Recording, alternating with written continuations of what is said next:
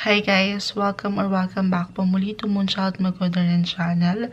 Sa video na ito ay aalamin natin ang inyong kapalaran o maaaring maganap ngayong September 2020. Napakabilis ng panahon, nasa buwan na tayo ng Setyembre, bare months na po, at parang itong mga nakalipas na buwan ay umusad lang ng hindi natin naramdaman masyado dahil sa ating pinagdadaanan ngayon worldwide. Sana ay maayos ang lahat at nasa mabuting kalusugan at kalagayan. Anyway, hindi na tayo magpapaligoy-ligoy pa. Simulan na po natin ito. Yung aking babasahing barahan na inyong mapipili may or may not resonate with you because these are general readings. Kaya maaari kayong makarelate o hindi makarelate sa anumang ating makikita sa baraha. Before we start, isang bagay lang po ang aking hiningin. Pumili kayo ng baraha, hindi gamit ang inyong mga mata. Although yun talaga ang inyong gagamitin, ang malalim kong ibig sabihin nito ay pumili kayo na gamit ang inyong intuition o yung pakiramdam nyo ay para sa inyo. At hindi lang dahil sa nagagandahan kayo sa kulay, sa pwesto ng baraha o ano pa man ito, o dahil lang sa nakikita ng ating mga mata. Okay, kung kinakailangan nyo i-pause sa part na ito ang video upang mas makapili kayong mabuti ay gawin ito. Kung kinakailangang pumikit muna, huminga ng malalim, ay mas makakabuti para kung ano man ang inyong mapiling baraha ay mas mag-resonate or mas makarelate kayo. At mas makakuha tayo ng mas accurate na sagot sa anumang ating pag-uusapan ngayon. So this is group number 1, group number 2, group number 3, group number 4. Kung nakapili na po kayo, maaari na kayong mag-jumpstart sa timestamps na aking nilagay sa ilalim ng description box. Hello group number 1, ito na yung card na iyong napili. Dito muna tayo sa inyong cartomancy reading. Itong tarot ay atin muna ilalagay dito sa gilid. Okay, for group number 1, September 2020. Anong mensahe na nais natin iparating para sa mga taong to? Exact message. Group number 1.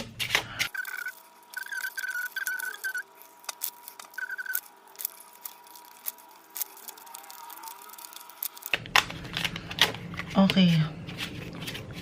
Tingnan ito na.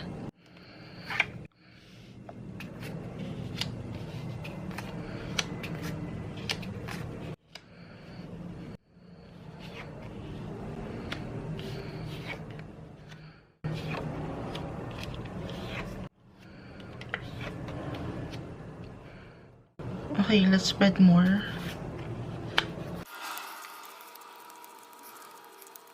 Okay, group number 1. Meron akong nakikita na indication right here na merong aalis or merong travel na magaganap or maaring andun yung kagustuhan nyo na umalis. Sa dalawang sektor lang ito, maaring ito ay tungkol sa inyong relasyon, pag-ibig, pamilya o trabaho. Pero, yung pinaka-center na nakikita ko dito ay merong mga changes din na mangyayari. Major change actually pagdating sa inyong home or family relationship. Maaaring merong maglipat ng bahay or umalis, mag-travel. Yun yung nakikita ko dito. Some of you, keep in mind po na ito ay general message, ay walang ibang kagustuhan ngayon kundi mag-spend ng more quality time kasama ang mahal sa buhay dahil maaaring ang ilan sa inyo ay merong pinagdaanan recently pagdating sa relasyon or career. Ang ilan ay medyo baka naloko pagdating sa investment or pag-i-invest sa business or ang ilan ay nalugi. Ganun ba? Maari rin naman pagdating sa relationship, maari nag-invest kayo sa maling tao nung enerhiya nyo na nasayang lang. At ngayon, parang wala kang ibang hiling kundi magsimula ulit. You want to start something new in your life. Merong mga changes kayong gustong gawin or mga changes na mangyayari kung hindi pa man ito nag-resonate sa'yo right now. Pero andun yung gusto nyong mag-start ulit ng panibago. may mga changes. At include dito yung pag-ilas, yung travel. Okay, so hindi ko na yung palalawakin. Tingnan natin kung ano ito nakuha mo. Gamit ang tarot. Ace of Earth in reverse. Okay, Messenger of Fire. 5 of Water. And the 7 of Fire. Queen of Earth in reverse. Okay, group number 1. Na-mention ko sa yung cartomancy reading na maaaring ang ilan sa inyo ay dumaan sa ilang struggle pagdating sa inyong financial sector or even sa family. Because with the 7 of Fire, this represents conflict. So, maaaring kaya ako nakita yung changes. Kasi yung changes na to maaaring positive or negative. Positive, maaaring mas laliman nyo yung connection nyo na meron kayo sa isang tao sa anumang sektor ng relasyon, sa pamilya o trabaho. Negative, maaring merong maghiwalay. Yun kasi nakita ko at the center of your cartomancy. Pasensya na, alam ko medyo mabigat minsan yung nakikita natin sa baraha. Pero ito ay something na hindi mo na dapat kailangan laliman. Kumbaga ito ay signs or ilang paalala na maaari mong kaharapin ngayong September. Pero hindi ibig sabihin na mangyayari ito. As long as bibigyan mo to ng balance, because with the Ace of Earth or Pentacles in reverse, maaring walang balance ang ilan sa inyo. Keep in mind po na ito ulit ay general reading. Maaring nawawala ng balance pagdating sa sektor ng pamilya, personal na relasyon at trabaho. At baka hindi nyo naiiwasan yung pagtatalo or merong ilan akong competition na nakikita dito kung pagdating sa inyong career. So kung yung message na yun ay nag-resonate sa yung group number 1 ay pag-aralan mo yung balance. Although marami talagang pagkakataon na ma-out of balance tayo dahil tao lang tayo. Pero hanggat kaya, bigyan dito ng tuon. Oo. At sabi ko nga, maaring pagdating sa investment, sa business or relasyon ay meron kayong regret. Ako nakikita dito with the 5 of Water. Dahil ito yung nag-represent ng failure, ng regrets. So, hanggat kaya, again, balance at pagtuunan mo yung ilang mga bagay o sitwasyon, kinakailangan mo mapag-isa-misan, pag-aralan yung mga nangyayari, maggilay-gilay at huwag agad-agad magdesisyon dahil maaaring magpabigla-bigla ka sa mga decisions mo. At dito, sabi ko nga, hindi mo agad-agad matugunan or magkamali ka. Although, tao lang tayo. Alam ko lagi sinasabi yun, pero sana itong message na narinig mo sa akin ngayon, group number 1, ay maging gabay lang at bigyan ka ng klarong mindset. Yung positive, maging positive lang dahil with the 5 of Water, pasensya na po sa aeroplano na inyo narinig na dumadaan, pero maaaring maging emotional ka or pangunahan ka ng emosyon ngayong susunod o bagong buwan ng September. Okay?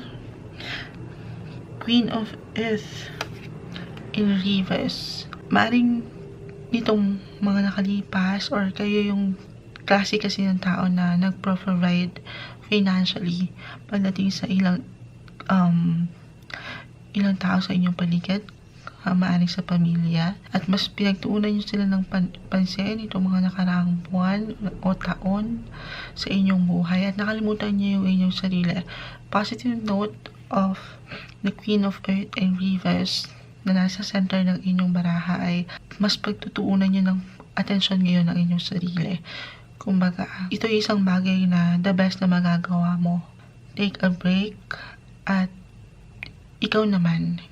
Kasi, sabi ko nga, maaaring meron kang pinagdaanan or maaaring pagdadaanan mo itong susunod ng buwan or bagong buwan ng September. Kung hindi ba nag-resonate yung last message ko na ikaw yung nagpro-provide financially sa ilang tao sa iyong buhay, ay maaaring kaya lumabas to sa'yo ay para marinig mo na pagtuunan mo naman daw yung iyong sarili. Take some time off your busy schedule kasi nakikita ko na maaaring naging busy ka, meron kang ilang alalahanin, financially, pagdating sa yung finances.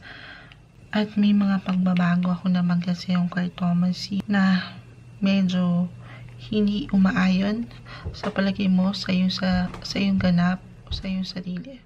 Lumabas ito sa iyo ngayon para marinig mo na mas pagtuunan mo na lamang ng atensyon muna ang iyong sarili bago ang iba.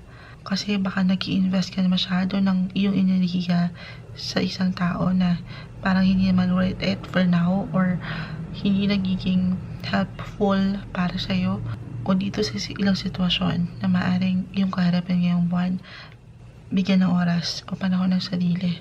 Group number 1. And finally, with the messenger of Earth, ito naman yung nabanggit ko na meron ako nakikita na travel or maaari ito yung pag-alis ng isang tao sa buhay mo or paglipat ng bahay, paglipat ng lugar, mga pagbabago. Okay, this can be positive or negative. Pero messenger of fire, this represents adventure. Sabi ko nga, andun yung kagustuhan mo na maaring meron kang gustong puntahan. Maaring ito ay hindi isang lugar, pero maaring ito ay tao o mga tao sa iyong buhay o yung sarili mo. Yung sarili mo muna. Balikan mo kung sino ka from the start. Yung worth mo, huwag mo kakalimutan yan. Balikan mo kung ano ka bilang isang tao. Group number 1, okay? Pero lalaban ka, ano pa man itong kaharapin mo ngayong buwan. You will change for the better. Magkakaroon ka ng mas klarang vision kung sabi ko nga, pagtutuunan mo ng balance at focus muna ang sarili bago ang iba kasi hindi tayo makakapagsimula or makakabuo ng mas magandang simulain sa ibang tao kung sa sarili natin ay hindi tayo makapag-start. I mean, self-care muna. Yun nakita ko dito for you. Pero the messenger of Earth, isa pang message nito kung ano man yung kung meron ka mga gustuhan na masagot ngayon, yes or no, ang nakita ko message is yes. Pero syempre, piliin mo yung alam mong makakatulong sa parte mo at hindi yung nakapagpababa sa'yo. Dahil nakikita ko naman na maging mas committed ka sa iyong sarili, sa iyong paniniwala. Yung passion mo na meron ka nag-iinit ito with the messenger of fire. Meron kang gustong gawin na simulan pero meron lang ilang mga ganap na medyo nakapagpababa doon sa iyong paniniwala sa sarili. Pero at the end of the day, sabi ko nga, balance lang at unahin muna ang sarili. Mag-focus muna doon sa iyong sariling intensyon, yung malinis na intensyon at may klarong pag-iisip. Dahil dito, mas magiging committed, mas mag-iinit ka dun sa iyong passion, sa gusto mong gawin sa buhay mo. Okay? So, ayun. Hindi ko na yung palalawakin pa para sa group number 1. At sana itong mga mensahe na ating nakita ay parang maging gabay lamang pa para sa iyo. Thank you so much for watching, for stopping by, and I hope to see you in my next one. Hello group number 2, ito na yung card na yung napili and let's start. Dito muna po tayo sa inyong cartomancy reading. Itong tarot ay atin muna ilalagay sa gilid. For group number 2, tingnan natin kung anong message na maaaring iwan sa'yo o maaaring nga ating makita sa napili mong baraha. For group number 2, September 2020. September 2020, ano po yung mensahe na nais natin iparating para sa kanila. For group number 2,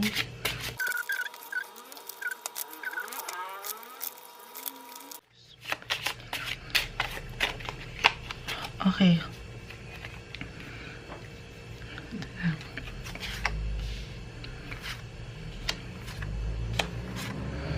Pasensya na po sa ilang ingay na inyong maririnig sa paligid.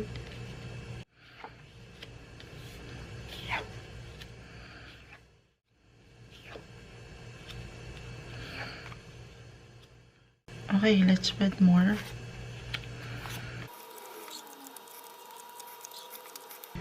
Okay, group number 2. Some of you ay maaring merong makaalitan ngayong bagong buwan.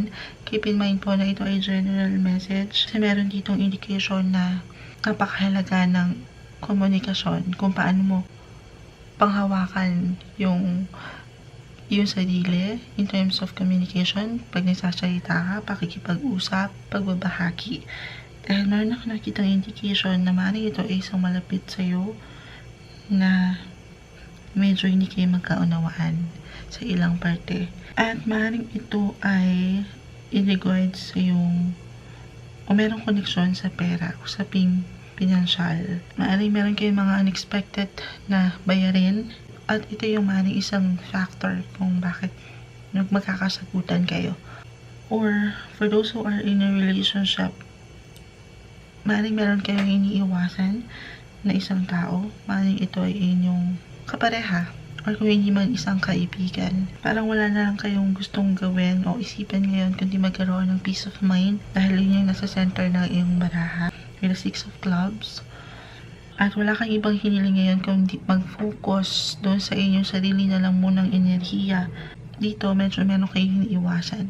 Ako nakikita na tao. Ang ilan sa inyo meron na lang gustong matutunan pa or kumbaga gusto nyo na lang doon sa isang lugar kung saan ay magbe-benefit kayo or makakatulong sa inyo, which is a very good thing naman na magagawa mo para sa iyong sarili.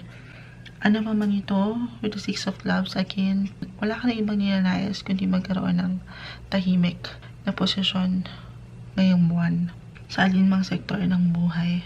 Yun naman ang gusto natin, yung walang mabigat, walang problema. Pero minsan talaga hindi may iwasan yun dahil parte yun ng buhay. Meron tayong ups and downs. Pero group number 2, ano man yung nasa isip mo ngayong gawin? Kasi nakikita ko parang meron kang gustong ibahagi sa iba, may mga bagong ideas or meron kang mga gustong malaman pa, mga bagong kaalaman na gusto mong matutunan. Ano man ito na alam mong gusto mong simulan at gawin, ay sundin mo lang kung ano yung nararamdaman mo. Trust your intuition. Ano man itong baka sa tungkol sa iyong career, may mga bagong simulan kung gustong gawin, ay again, sundin mo lang yung iyong nararamdaman. Dahil possible na kung ano ito, kung bibigyan mo ito ng klarong pag-iisip at pagpaplano, ay magkakaroon ka ng benepisyo dito. Okay? So, hindi natin yan lalawakan pa. Tingnan natin kung ano ito nakuha mo gamit ang tarot. The 3 of Cups in reverse. The Hierophant in reverse. Knight of Pentacles. 3 of Swords in reverse. Page of Wands. Okay, group number 2. With the Page of Wands, na-mention ko sa iyong cartomancy na meron kang mga bagong ideas na gustong gawin at maaaring maging inspired ka dito sa mga bagong simulain at magpo-focus ka. Kung hindi mo pa man ito ma-realize right now, pero isang mensahe ng Page of Wands ay bigyan mo ng atensyon yung mga kagustuhan mo. Yung mag-focus ka sa iyong sariling intensyon at inspirasyon kahit ikaw lang muna, because with the 3 of Cups in reverse, this represents alone time. At sabi ko nga, baka meron kang iniiwasan, parang meron kang iniiwasan na tao, maaaring isang kaibigan o mga kaibigan, gusto niyo munang mag-break muna. Or kahit sino man na relasyon na inyong maisip, maaaring pamilya or ano pa man, katrabaho. Pero this represents independence, alone time, break or breakups. Hindi naman, breakups. This 3 of Swords in reverse. So, actually, meron ako nakikita indication na hindi ko man na-mention dito sa inyong cartomancy, pero malayo naman siya. Kaya lang, baka isang maging factor rin ito. Medyo, ang ilan sa inyo ay sawi o maging sawi. Alam ko mahirap minsan banggitin yung ibang nakikita ko sa cards, pero gaya ng nabanggit ko sa iyong cartomancy, sundin mo lamang yung iyong intuition kung saan ka mas makakabuti o yung lugar kung saan ka mapapabuti. Okay? Nabanggit ko rin na parang mabubuo sa'yo yung ilang kagustuhan mo na magkaroon ng bagong kaalaman or matutunan. 3 of Swords, parang meron kang gustong ma-discover pa. Parang ito yung talent mo, yung passion, o saan ka mas magaling or mas magbebenepisyo. Sabi ko nga, merong benefits ako nakikita dito. Basta sundin mo lang yung iyong inspirasyon, saan man ito sektor, saan hugutin itong inspirasyon na to, kahit sa yung sarili lang muna ngayon. Kasi at the end of the day, walang ibang tutulong sa'yo kundi ang yung sarili. Kung ikaw man ay single or attached, bigyan mo lang po na itong mga ideas na gusto mong gawin, dahil the Knight of Pentacles, mas magiging productive ka at mabubuo sa'yo yung kagustuhan mo na magkaroon ng progress o resulta ang isang bagay kung magpo-focus ka lang. Okay?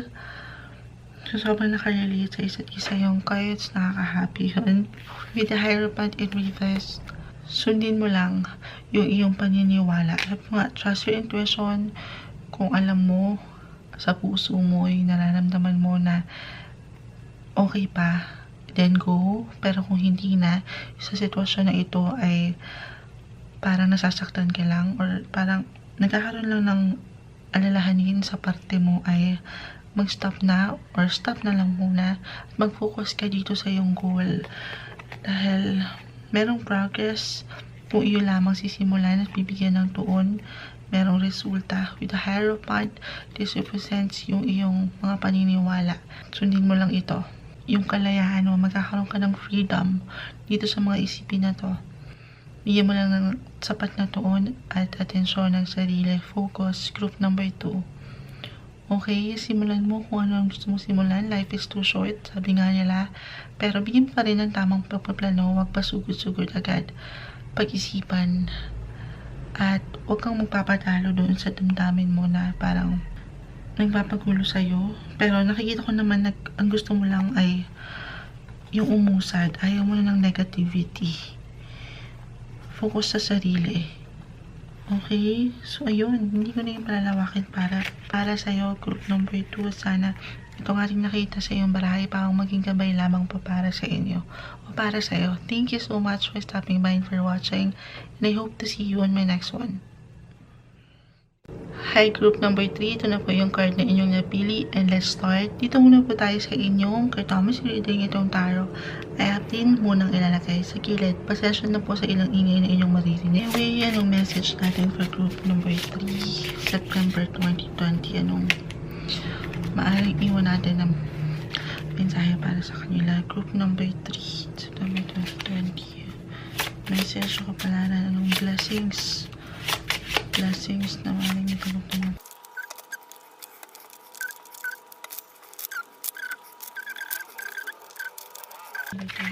Okay. Yes. Ito na.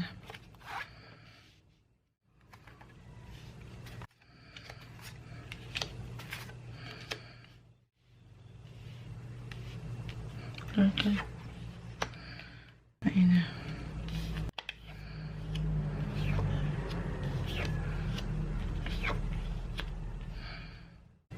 Okay, let's spread more.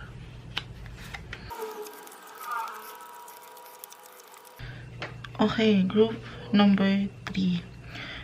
If some of you, keep in mind po na ito ay general message, ay humarap sa ilang problema, conflict, hardship, challenges, pagdating sa relasyon, ano pa man ito, sa trabaho or personal relationship, ay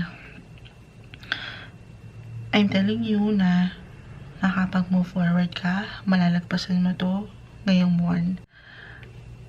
At wala kang ibang, actually, andito lagi yung indication from 1 to 3 groups. Kung kayo ay nakapakinig kanina na walang intensyon ng lahat ngayon, kundi magkaroon ng peace of mind, yung katahimikan. Dahil siguro marami tayong nare-realize ngayon na naka-lockdown tayo, pero gusto mo lang ng peace of mind. Ayaw mo na ng conflict. Meron ako nakita ng third party situation dito. Pero alam ko hindi lahat makaka-relate dun. Pero andito siya. At this month, tutulungan nyo ang sarili nyo. Well, sana tulungan ang sarili na pagtuunan na lang yung lugar kung saan ay kayo ay mag-grow or kung kayo ay in a relationship, marahil ito ay pawang test na ihain sa inyo ng universe this time, pero malalagpasan nyo to. Still, at the end of the day, nasa iyo yung resulta kung paano nyo panghahawakan ng inyong sarili. Pero merong hangganan to. Matatapos tong kinakaharap nyo. Group number 3, ano pa man ito? Sa sektor ng pag-ibig, personal na relationship sa family, kaibigan, trabaho, ano pa man ito. Sa huli, meron kayong something na ipagpapasalamat. Sabi nga nila, itong mga pinagdadaanan natin ay kailangan mo rin talagang kaharapin somehow para sa iyong sarili. Kung paano mo ito matututunan o ano yung mga learnings na mabubuo mo along the way. Kung ang ilan sa inyo ay single na nakikinig ngayon, kapag nalagpasan nyo na itong sector na to ng moving on pace, ay mabubuo ulit yung kagustuhan nyo, yung wishful thinking nyo na makahanap ng taong nandyan. Pero syempre ito nang pag-move on ay hindi agad-agad, pero may indication na magiging maayos ulit ang lahat kung ilan sa inyo ay may pinagdadaanan ngayon. Okay, so hindi ko na yung palalawakin pa. Tingnan natin kung ano itong nakuha mo. So yung tarot. 3 of Air. Okay. King of, natawa ko doon kasi this represents yung sinabi kong third party situation. Sinabi ko agad, 3 of Air. King of Wands in reverse. Page of Air. Okay. Tower. 10 of Air in reverse. Okay, group number 3. Nabanggit ko na yung 3 of Swords or 3 of Air na sobrang nakarelate with your cartomancy. Dahil meron akong indication na some of you ay dumaan sa sitwasyon na merong involved na third party, or kung hindi man merong involved na something sa inyong pagdidesisyon pagdating sa kaibigan, pamilya o trabaho. Ganun lang naman yun. Pero ito ay something na sobrang naapektuhan kayo emotionally at hindi nyo na iwasan o hindi kayo nakailag dito sa mga ganap na ito. And with the King of Wands in reverse, ito yung drama, mga issues na kinakaharap nyo o maaari nyo kaharapin kung hindi pa man ito nag-resonate right now, pero maaring prone kayo doon sa pagiging moody ngayong September dahil maaring meron kayong ilang bagay na hindi magugustuhan na ganap, or ang ilan sa inyo ay hindi masyadong magiging practical. Mas pangunahan ng emotions at dito magiging moody kayo na ayaw yung mangyari. Sabi ko ka, merong indication sa inyong cartomancy na gusto nyo lang ng peace of mind, ng katahimikan for once sa inyong paligid. Pero somehow parang hindi sumasang-ayon sa inyong ilang sitwasyon because with the Tower, ito yung mga maaaring kinakaharap niyong pagbabago when it comes to relationship, partnership, o ano pa man. Maaaring meron ditong mga changes na ang ilan sa inyo ay kinabigla ito. And it could be positive or negative na pagbabago. Group number 3, kung ang ilan sa inyo ay naapektuhan itong mga drama, issue na ito, at ang ilan ay naapektuhan na rin ilang sektor na hindi naman dapat naapektuhan dahil minsan kasi pag, diba, real talk, minsan kapag may problema ka sa love, naibubunton mo yung problema sa family or nakakalimutan mo yung sektor ng trabaho, hindi ka nakakapag-focus. With the Tower, may mga changes kang kinaharap o patuloy nakakaharapin ngayong buwan. Pero sabi ko nga, ano ba yung nabanggit ko kanina, na-mention ko na kung dumaan man kayo sa loss, sa disappointments, dito sa mga hindi nyo inaasahang pagbabago with the Tower, ay malalagpasan nyo ito with the 10 of Air. Magpo-focus ka dun sa lugar kung saan ikaw ay mag-grow. Kung hindi man ito mag-resonate right now at parang ngayon sa inyo ay nandun pa rin sa dilim at parang wala kayong liwanag na makita, pero 10 of Air, isang message nito ay makaka-recover ka. Okay, sabi ko nga, makakapag-move on ka. Yun yung nakikita ko sa'yo, Car Thomas, na halos lahat ay naging nagka-konektado. So, huwag kang malumbay, group number 3, dahil the page of air, maging inspired ka ulit. Sabi ko nga, kung ilan sa inyo ay single, maaaring page of air, merong bagong inspirasyon kayong makilala. Pwede ito ay pagdating sa love or career. Maging inspired kayo ulit. Makakabangon kayo ulit with the 10 of air. Okay, huwag kayong kung parang sa tingin nyo, ang ilan sa inyo ay parang end of the world na, merong loss na kinaharap, breakups, or ilang issues, drama. Hindi ito katapusan. Merong mga changes na maaari pang maganap. And nakikita ko na something beneficial o merong benefit sa'yo kung i-relate sa ilang cards mo. Okay, ito namang pinagdadaanan mo na maaring hardship and challenges again ay isang bagay na makakatulong lang din sa'yo na maaring mong magamit sa susunod na phase ng iyong buhay. Tutulungan ka lang nitong mag-grow as a person. Okay, makaka-recover ka, makakapag-start ka ulit sa simula. And ito is something better. Okay, ayun, hindi ko na ibalalawakin pa para sa group number 3. Sana yung message na yun ay parang maging gabay lamang pa para sa'yo. Thank you so much for stopping by and for watching, and I hope to see you in my next one. Hello group number 4, ito na po ang card na inyong napili, and let's start. Ito muna po tayo sa inyong Car Thomas reading, itong tarot. Kaya atin muna ilalagay sa gilid. For group number 4, ang message naman natin para sa kanila for group number 4. September 2020. Panaran. Anong ganap? Blessings. Maling magganap ng tao ito for group number 4.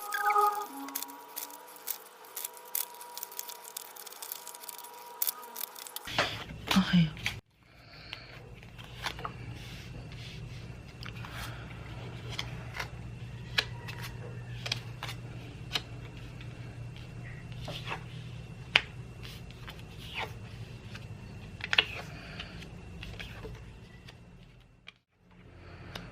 Okay, let's spread more.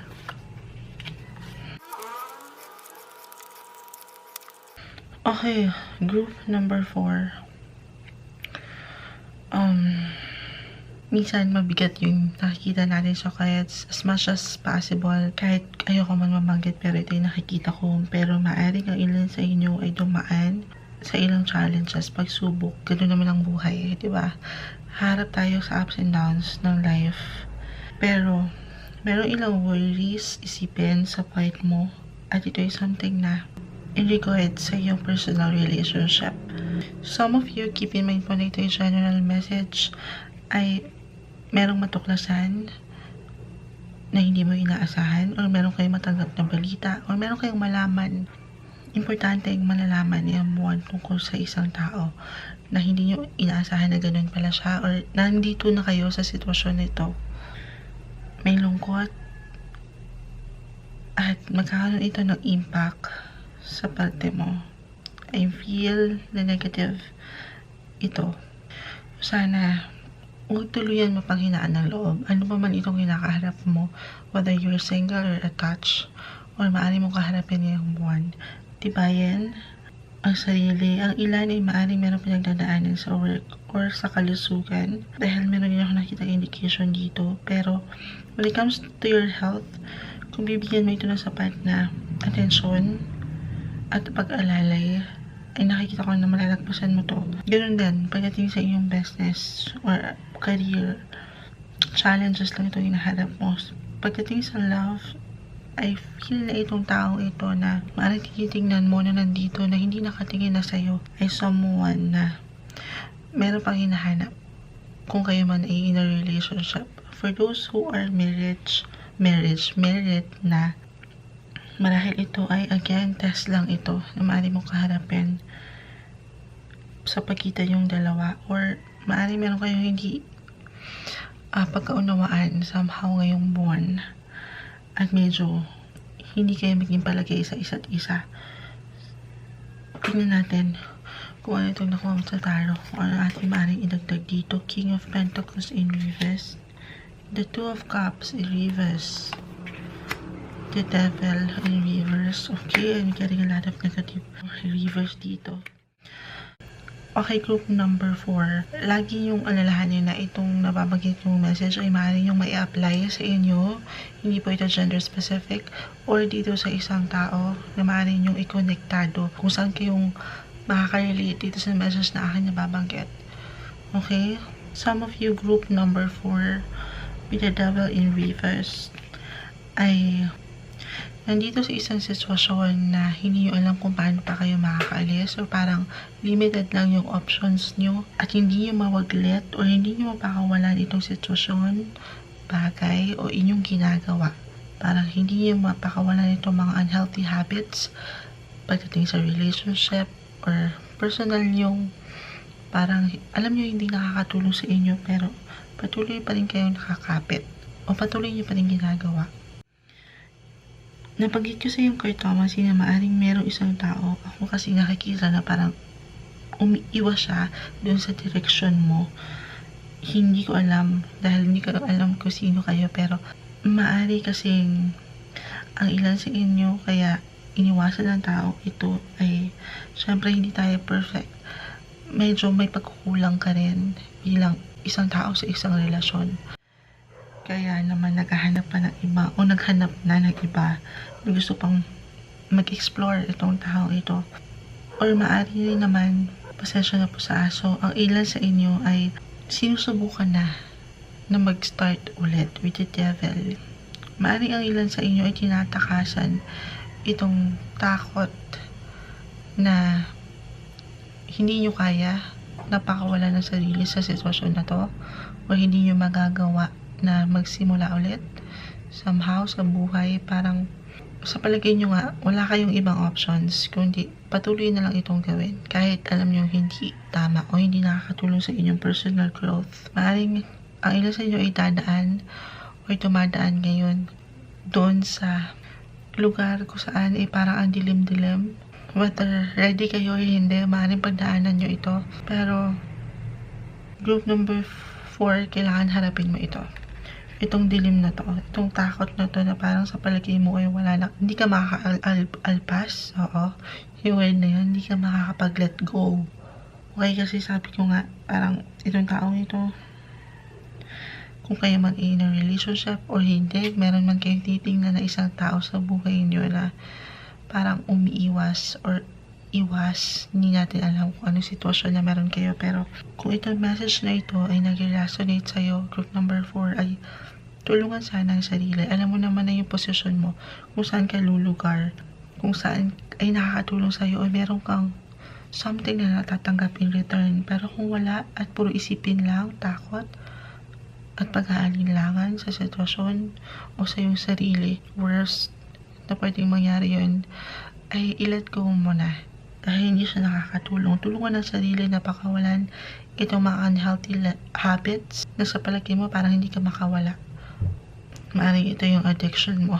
Pagdating sa love, pagdating sa ilang bagay, kagaya ko, addict ako sa kape. Napakahirap pakawalan. Pero alam niyo yun, unti-unti, makakaya mo. Group number 4. With the 9 of Cups na nasa center ng iyong tarot. And the King of Pentacles in reverse. Some of you ay medyo matigas at parang okay lang. Parang ini-enjoy nyo na lang itong sakit at hirap na inyong nararamdaman. Parang go na lang kayo kahit hindi tama na yung nangyayari. Or sa palagay nyo ay alam nyo hindi tama. Alam nyo yun. Halimbawa lang itong kunyari nagkakape ako na nagkakape. Pagdating sa kape talaga yung usapan. Halimbawa lang. Pero, hindi ko pa rin siya maiwasan. Ginagawa ko pa rin kahit alam ko sobra na. Alam niyo yun? Kasi nga, ito yun. Yung unhealthy habits na sinasabi ko with the Devil. Maaaring ito yung pagdating sa inyong relasyon, hindi nyo mapakawalan yung sarili nyo doon sa sitwasyon na yun. Kasi sa palagay nyo, okay lang. Kahit mali. Nakuha nyo ba ka doon? With the King of Pentacles and the Nine of Cups in reverse. Maaaring ang isa sa inyo, maaaring ikaw to, ang taong ito ay hindi pa satisfied, hindi pa kontento doon sa sitwasyon na meron kayo kung kayo man ay nasa isang relasyon. Naghahanap pa ng something new, something bago. Sabi ko nga, gusto pang mag-explore. Walang contentment. Hindi pa siya satisfied. Ang ilan ay medyo, kasi this one represents material things, ito naman yung emotions. So, ang isa sa inyo, mas napapangunahan ng emosyon. Ang isa naman ay medyo may pagka-materialistic or adventurous. May mga bagay na gustong gawin. We get a lot of reverse energy dito sa yung tarot group number 4. Sabi ko nga, medyo mabigat kahit mahirap sabihin, pero yung nakikita ko, merong lungkot, andito yung takot, yung disappointment. Sa kabila ng lahat ng ito, huwag mo kakalimutan yung sarili mo. Kasi at the end of the day, ikaw lang din yung makakatulong sa iyong sarili. Huwag kang magpakalugmok o malumbay, mas stuck sa sitwasyon na parang pakiramdam mo ay hindi ka makakaalis. Or kung ikaw man ay merong halimbawa crush, pero parang feeling mo hindi mo siya makakalimutan. Yung mga ganang mababaw lang yung halimbawa natin. Pero parang hindi mo siya mawaglet. Well, group number 4, kakayanin mo. Lumabas sa'yo yung Two of Cups in reverse because this represents self-love. Self-love, alam mo yun, huwag mong kalimutan yung worth mo dahil mahalaga ka. May mga pagkakataon lang talaga na hindi umaayon or hindi nasusunod doon sa kagustuhan natin yung mga ganap. Pero ito ay something na isang paalala para sa'yo, whether you're in a relationship or single or married, huwag mo kalimutan yung worth mo, yung halaga mo. Dahil with it ka ipaglaman. Group number 4. Kung hindi na ito natutumbasan ng parehong pagbibigay mo, ano pang silbi nun? Huwag kang magpakasunga. Real talk no? Pero sana alalahanin mo muna yung sarili mo dahil ito yung lumabas sa'yo. Okay, and finally with the Page of Swords in reverse. Itong mga nabanggit ko na payo, advices, ito lang naman yung maiiwan ko para sa'yo. Pero at the end of the day, again, ikaw pa rin still yung makapanghawak dito sa yung sariling kapalaran. Kung dito sa hinaharap mo na pagsubok o buhay, ano pa man ito pagdating sa relasyon o trabaho, pamilya. Pero alam ko rin, sabi ko nga with the devil, alam mo sa iyong sarili na hindi na tama. Or may mga sitwasyon na hindi nagbabalance. The Two of Cups, hindi kayo pareho ng nararamdaman. Or, alam mo yun, alam mong hindi na okay. You know what to do. Pero, parang hindi mo alam paano bibigyan ito ng action. Dahil napapangunahan ka ng emotions nung nararamdaman mo at parang feeling mo hindi ka makakawala dito. Or ang ilan sa inyo, hinihintay na lang na mawala yung nararamdaman. Or syempre, ito namang pag-move on ay yung moving on pace, hindi agad-agad. Pero kung sobrang tagal na, wag naman ganun. Okay lang mag-stop ka, mag-pause ka sa buhay, pero wag kang susuko na doon na lang, wala ka ng option, hindi ka na makawala, walang freedom. Alam mo na yung gagawin mo, group number 4. Ang kailangan mo lang, bigyan ito ng aksyon, kahit mabagal, kahit hindi agad-agad, yung pag-move forward, okay lang. Basta tulungan mo yung sarili mo. Huwag puro salita na parang kagaya nito with the devil. Maaari kasi represent dito sa kalusugan. Sabi ko nga, pagdating sa kalusugan, kung ilan sa inyo ay merong nararamdaman o merong pinagdadaanan when it comes to health, ay malalagpasan nyo yun kung hindi ko man na-mention sa cartomancy. Pero with the devil in reverse, kung sa health, kung gusto niya magsimulang mag-diet or ano pa man ito na mag-benefit yung iyong health, pero hindi nyo alam paano sisimulan, wag lang tayo puro salita na sobrang tinamaan ako. At card ko ata ito, oo. Pero huwag lang tayo puro dun sa ideya na gusto natin gawin.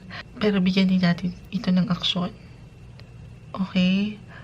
Dahil ito yung lumabas sa'yo. Bigyan mo ng action yung mga bagay na gusto mong gawin. Dahil walang pipigil sa'yo. I mean, alam ko masakit yung walang pipigil sa'yo. Pero gawin mo to para sa ikakakontento ng iyong puso. Doon sa satisfaction na hinahanap mo. Pero bago ang lahat ng yun, unahin mo na yung sarili. Mag-focus ka sa iyong sarili, group number 4. Okay, so ayun. Hindi ko na yung palalawakin pa dito. Sana itong mensahe natin nakita para sa iyo ay pawang magigabay lamang po. Okay, thank you so much for stopping by and for watching, and I hope to see you all on my next one.